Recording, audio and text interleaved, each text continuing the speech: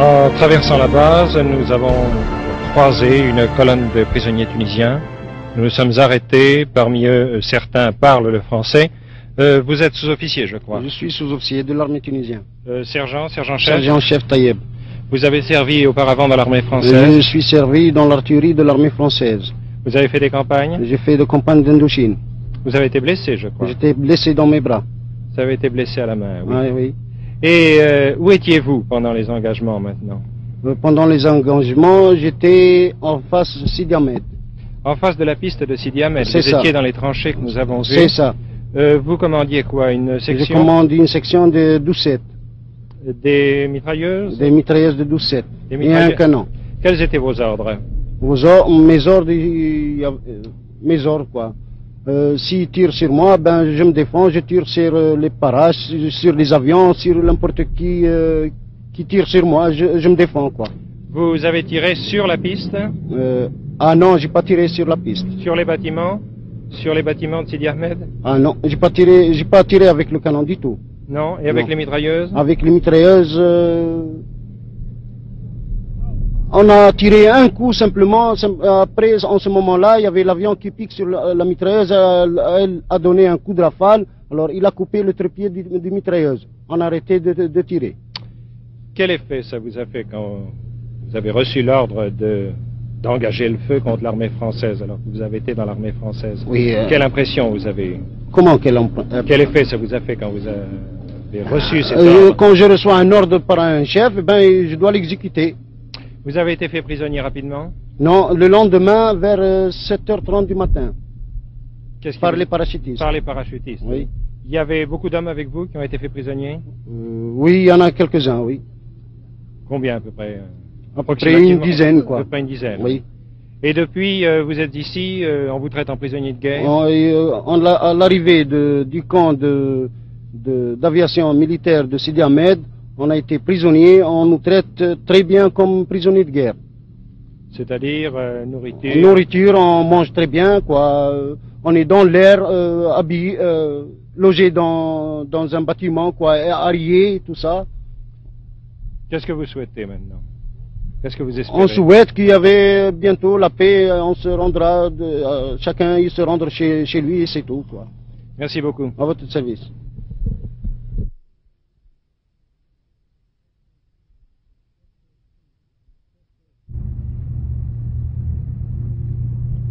Cette crise, amiral, vous l'avez senti venir depuis quelque temps déjà? Oui, depuis la fin du mois de juin. On sentait que les relations allaient de moins en moins bien.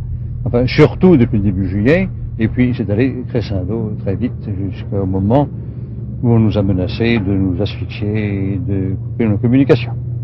Vous avez vu les Tunisiens construire des tranchées, des retranchements tout autour de la base? Exactement. Depuis le début du mois de juillet, aux portes devant nos barbelés, devant les limites de notre terrain, on voyait les tranchées se construire, on voyait des canons se mettre en batterie, on voyait des mouvements de troupes tous les soirs. Ça devenait vraiment très, très angoissant. Et qu'est-ce que vous avez fait devant tout cela? Eh bien, nous avons fait tout le possible pour éviter les incidents. Nous avons pris des précautions, bien entendu. On a ramassé nos gens chez nous. J'ai même autorisé les militaires à ne pas aller en civil, à terre. J'ai même ordonné qu'ils aillent en civil à terre pour éviter tout ce qui pouvait ressembler à une provocation. À terre, c'est-à-dire en permission? Je dis à terre, je suis un marin, je m'excuse. C'est en permission. Vous êtes en permission en civil. Bon. C'est ça, en permission en ville. Alors donc, d'incident en incident, les choses sont devenues de plus en plus graves, et finalement, c'était mercredi, je crois, on vous a tiré dessus. Exactement, c'est-à-dire que lundi, il y a eu un discours assez violent, et puis la crise s'est précipitée dans les derniers jours, et mercredi matin, alors nous nous sommes réveillés, et, nous le savions un peu dans la nuit, et nous étions bloqués de tous côtés. Et puis à midi, j'ai intercepté des signaux disant qu'on allait nous tirer dessus sur tous les avions qui pourraient passer. Et effectivement, on a commencé à tirer sur des alouettes qui allaient faire des ravitaillements là où on ne pouvait plus aller par route.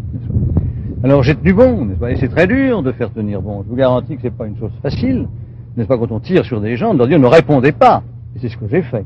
Vous avez tenu jusqu'à? Eh bien, j'ai tenu jusqu'à je ne sais plus quelle heure, on va pendant 3 heures, n'est-ce pas? Et là, quand il y a eu assez de blessés et assez de victimes, j'ai dit, eh bien, ça va bien, et il faut répondre.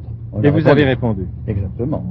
Qu'est-ce que c'est exactement que cet épisode navrant des civils tunisiens mélangés à l'armée tunisienne qui vous attaquait? C'est épouvantable, n'est-ce pas? Mais nous le savions, on nous avait menacé, c'est une des choses classiques, hélas, on mélange des militaires en uniforme avec des femmes et des enfants, et on les fait se précipiter sur des enceintes militaires. Alors on essaie tous les moyens, on essaie des grenades lacrymogènes, on essaie n'importe quoi, mais à un moment on est submergé, alors on a le choix entre disparaître. Alors à ce moment-là, il faut défendre ce qu'on a, n'est-ce pas? Et on vous tire dessus.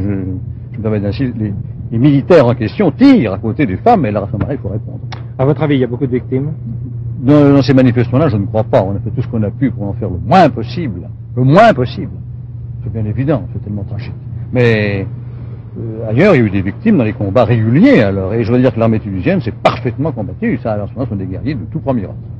Je voudrais maintenant que vous nous expliquiez quelle est votre mission précise ici à Bizerte. La mission, elle est très simple, c'est de garder les installations de la base entre les mains, si vous voulez, garder les installations de la base et garder la liberté d'action de ces installations. C'est-à-dire, je crois qu'il faut préciser que la base n'est pas une chose concentrée en un seul point, qu'il y a des installations distantes entre elles. Exactement. Et par suite d'un certain nombre de circonstances, la base de Bizerte n'est pas unique, il y a plusieurs installations, il y a un ensemble logistique qui se trouve à Sidi Abdallah, il y a un ensemble aviation, militaire, bateau qui se trouve à la pêcherie, à Karouba, Sidi Ahmed, et puis, dans le nord de la base, des installations anti-atomiques très importantes.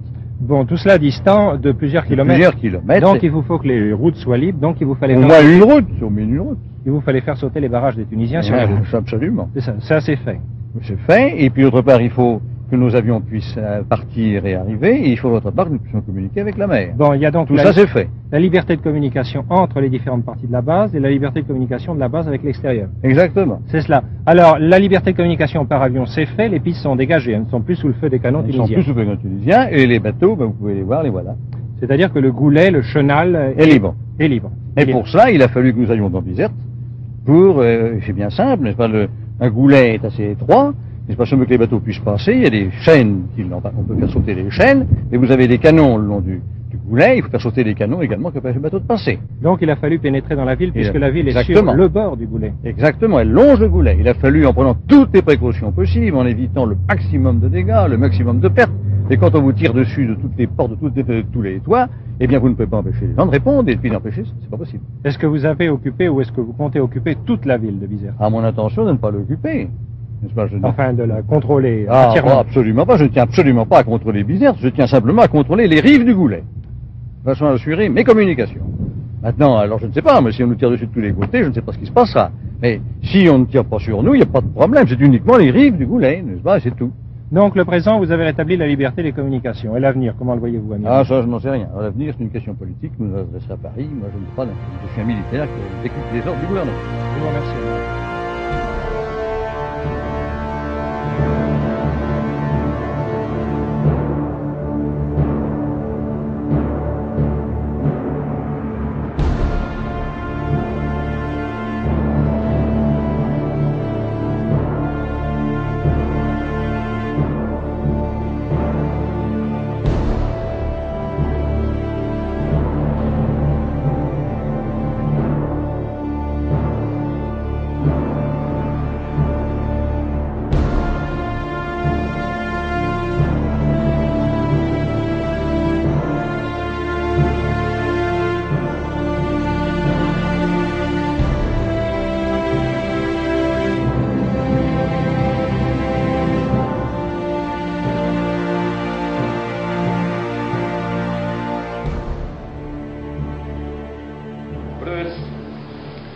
A été violé, assassiné,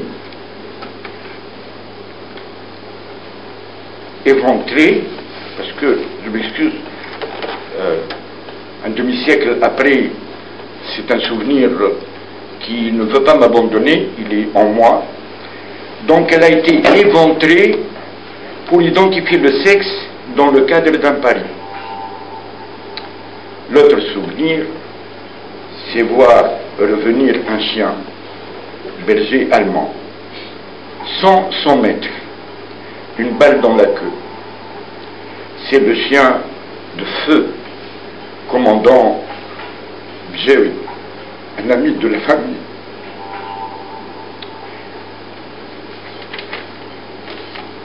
À l'âge de 16 ans, je m'appropriais les larmes du chien, et j'avais tout fait pour soulager sa souffrance. Engagé, enthousiaste, je demeure, jusqu'à ma dernière demeure, endeuillé. Je me souviens d'une scène atroce, c'était un civil qui était assez corpulent, tunisien, qui avait été suspendu aux branches d'un olivier et sur la poitrine, on lui avait fait au poignard des marques. Et de la femme enceinte également qui a été violée. Et des volontaires qui se sont réfugiés à l'intérieur de la mosquée, dans la ville arabe, mosquée Sidi Anen, et qui ont été flambés vifs à l'intérieur. Mais les massacres ont été commis par les para-algériens. Ce sont eux qui ont fait beaucoup de choses à la population. Les volontaires de 14-15 ans étaient alignés, les uns à côté des autres. On leur disait d'enlever leur chemise, veste. Par la suite, le sergent-chef, le capitaine, cassait une bouteille et il passait par un en leur donnant un coup avec la ici et un coup là pour épargner les balles. Le 5e jour, les rues étaient pleines de cadavres. C'était les marchands de légumes qui ramassaient les morts. Quand on les ramassait, je me rappelle très bien, les morts étaient gonflés, il y avait même les chiens qui venaient bouger. Quand ils les prenaient, même dans les tracteurs, les mollets s'arrachaient. Ils étaient entassés les uns sur les autres.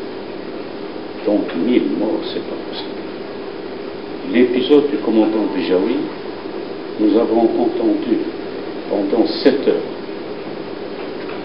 le commandant avec 6 hommes résister à la place qui porte son nom, à l'entrée de la ville arabe, jusqu'au dernier. Donc il a résisté. Et elle était dédiée à lui, cette place. Dagamar Scholz, c'est vrai, il y a un jardin qui était dédié à son nom. Il est venu, il a voulu servir d'intermédiaire. Son avion a été aussi abattu par la suite au Congo, mais pas volontairement abattu. Nous avons vécu pendant 3 mois ration